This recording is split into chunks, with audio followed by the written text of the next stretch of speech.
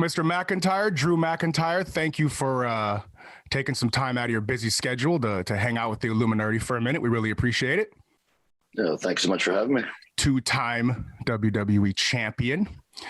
I don't know about you, but I am ready for you to wipe the smile off of Madcaps Moss's face on Saturday, buddy. I cannot wait. I cannot wait. With any luck, when I Claymore him in the face, I'll dislodge his jaw, and he won't be able to tell any more of those stupid jokes. Oh, they're awful. They're awful.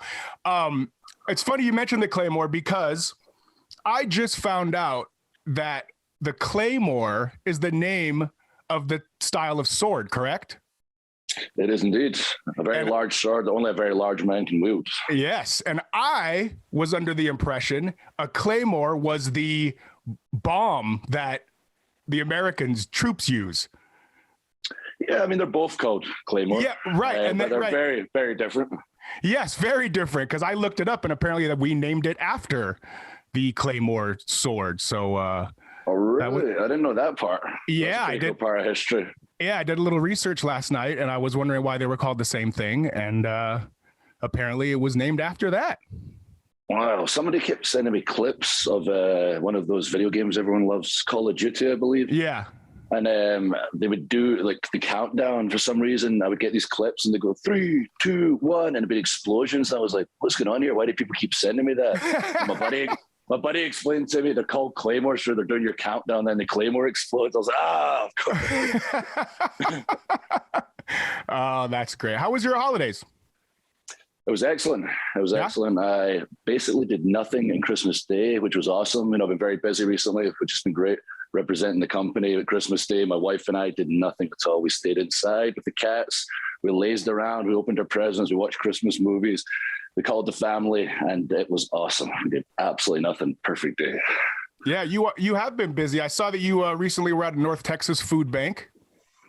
Yes, that was a great experience. To learn about what they're doing there, the difference they're making in their community, and how essential they are, especially over these past couple of years during these difficult times. And any way we can get the word out to help places like the North Texas Food Bank do what they're doing. That's my favorite part of the job.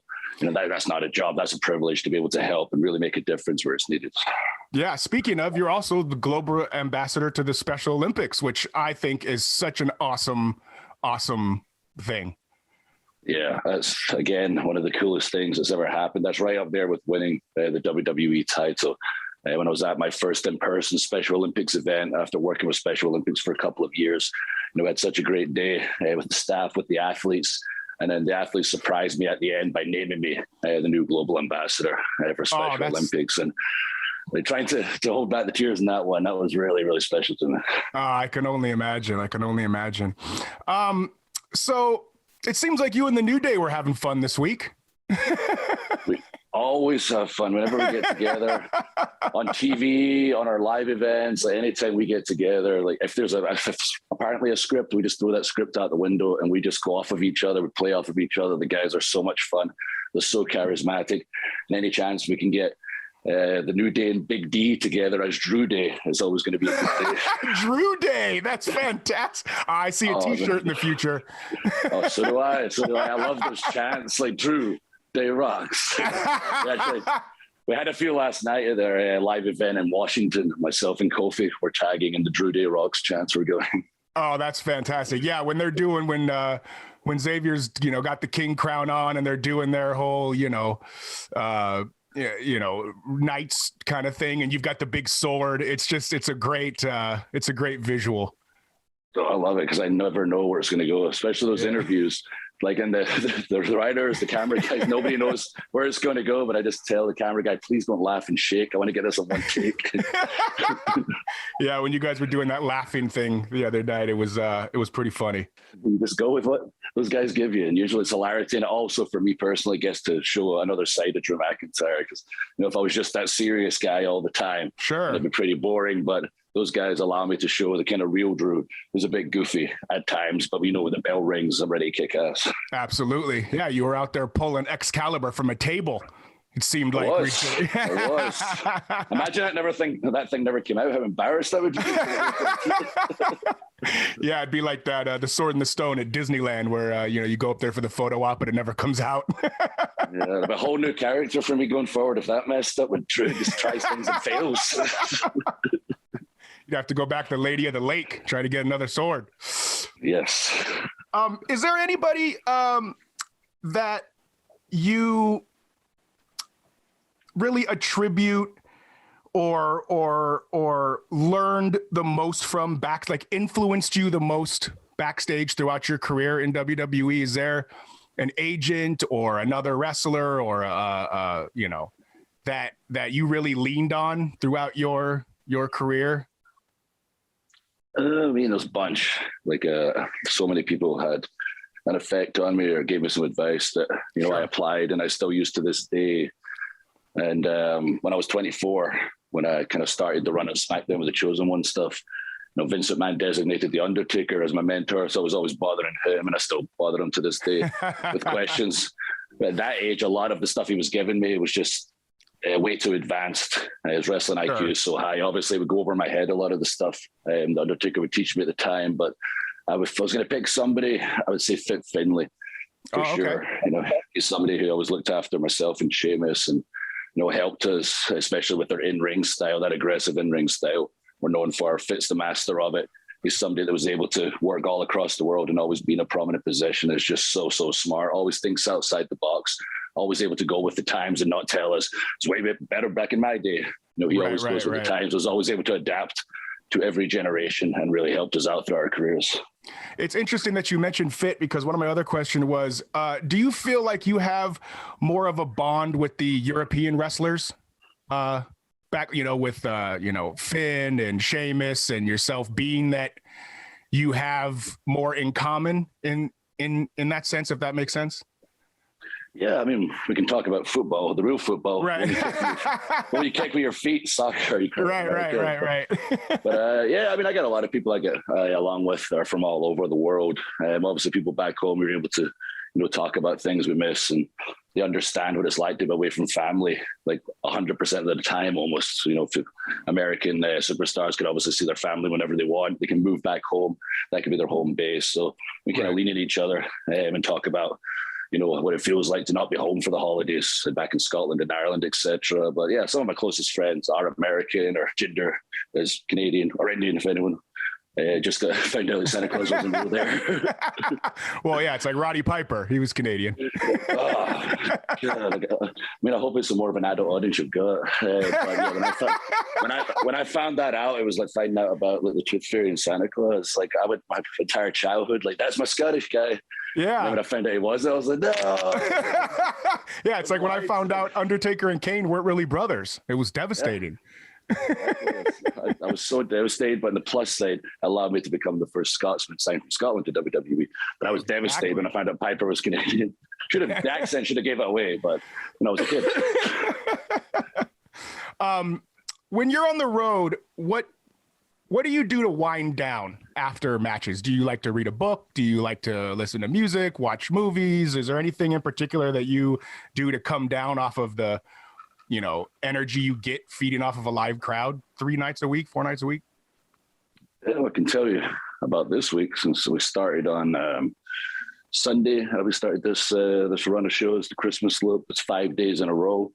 We're on day, my goodness, this is day 4 in a row. And after the show, I do the same thing I do after every show. It's very different from when I was in my 20s and I would stay awake all night in the bars. Yeah. After the shows these days, I go to the hotel and I go straight to bed because I need my sleep these days, because I'm in my mid-30s now. Everyone thinks I'm in my 40s because I've been around for so long. I'm still young enough, but I do need my sleep these days. I do need to recover these days, and I'm more than happy not to be going to the bars and having that hangover these days. Yeah. I feel you. A night out drinking in your late 30s, early 40s feels a lot different than your early 20s. Yes, that's for sure. What do you miss most about home, besides your family? Family, friends is the obvious one. Certainly not the weather. Right. Freezing cold in Scotland constantly. But I miss the banter. It's a very different sense of humor. Yes. As much as I love, and I lived in Tampa, St. Petersburg area for almost 14 years. I love that. Obviously, sunshine, palm trees.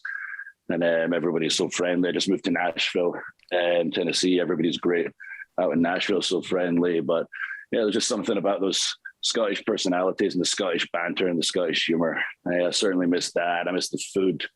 A drink called Iron Brew, which is the greatest drink of all time. If you're feeling lacking energy, get an Iron Brew into you. You'll be flying. If you've got a hangover, you get an Iron Brew into you. It takes it away instantly. The stuff's magic. What is it? Something that's like bottled or canned, or so you have to make it? It's bottled or canned. Oh, okay. You probably can make it if you know the ingredients, but I just suggest buying it from the store. Huh. Well, I was just in Ireland in October, and I wish do they have that there? I wish I would have known. I could have used it. I'm not sure if they have it in Ireland. I believe they've got their own version. I can't remember the name of it, but I think they've got something similar. But it's only Scotland. You could find it in America if you go to the European section of like Publix or whatever. They've sometimes got Iron Brew there. Huh. Oh, there you go. Yeah. Actually, I watched the other interview you did with our channel, and you mentioned some paranormal activity stuff. And I had gone to the Leap Castle in Ireland, which is known for having its paranormal activity. I myself didn't get touched by any ghosts or anything, but it was very, very cool to go to a site like that. Especially in Ireland with that kind of history. Yes, I'm assuming it was hundreds of years old, probably. Oh yeah, hundreds. Yeah, being from America, where the oldest thing we have is 200 years old. It's really I hear all the time. It's really enjoyable. Insist on saying it to me. It's like Drew, this is a really old building here. It was made in 1950. Wow, that's crazy. I had a castle at the bottom of my street made in the 12th century. Yeah, exactly. Just going and just touching things that have been there for 1,000 years. It has a whole different vibe. It just gives you a whole sense of, wow, It's I love it. I love history so much. Yeah, me too. Do you ever plan on bringing back the Iron Maiden submission?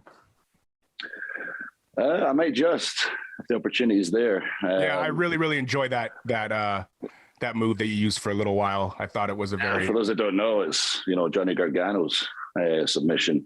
I was wrestling Kurt Angle in Impact. Yeah. And I remember I needed a submission, and I was tagging with Johnny and Evolve at the time, and I was like, right, if I'm going to use a submission, I'll do a little ode to Johnny. And that's where I used it and tapped out Kurt Angle in one of my biggest matches outside of WWE. So that was awesome of Kurt, obviously, to do the favor in that way, which is awesome down the line in WWE. I also beat him with the ankle lock. The shout out to Kurt Angle for putting me over in such big fashions outside WWE with Iron Maiden and inside WWE, tapping him out with his own ankle lock. Yeah, that seems like he likes you a lot. Well, yeah, he wouldn't be doing it if he didn't want to. It's very cool of him. There's nothing I could do to stop him if he decided this ain't happening. Olympic gold medalist and all. Yeah.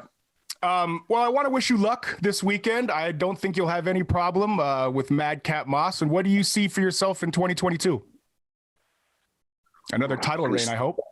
Yeah, I'm sticking the path I'm on. I don't want to get ahead of myself. And the obvious answer people expect is going to fight Roman Reigns for the title or Brock Lesnar, whoever's the champion after day one. But right. I'm going to stick in the path I'm on. We have a lot of patience these days. This late in the game, I've learned patience. We're 52 weeks a year, no reruns, no off seasons. I want to keep having the best matches I can possibly have, keep building my momentum. And when the time is right, get that match, be it with Roman or once again with Brock. So I'm excited for 2022, see what it brings, the stuff outside the ring that we talked about. Not Texas Food Bank Special Olympics. I want to keep doing as much as I can possibly do to make a difference outside the ring too. So I'm excited about it all, but also I don't want to just, say I'm just going to run through Madcap. This is a guy who's a stud athlete. If you know anything about his history, you followed NXT at all. He was there for a long time. Yes. He worked with some of the best coaches in the world. He's strong as hell. If you follow any of the combines, they kind of show who the best athletes are. In NXT, he would crush everybody every single time. So as goofy as he is on TV sometimes with Corbin, this is a legitimate stud athlete looking to make an impression at day one. So I'm not taking him lightly. But I'm going to put his head up and hopefully Corbin's too. Well, Mr. McIntyre, you are a treat every time we see you on television. And I really thank you for taking some time out of your day for the Illuminerdi and giving us this interview, man. No, thank you as always. Really appreciate it, brother. And everybody enjoyed day one. If you happen to be around the Baltimore area today, get down to the shore. If you're in Buffalo the next day, get along because the Christmas loop is still going. I'll see you at day one. Awesome. Stay safe, brother. Thank you, brother. Take care.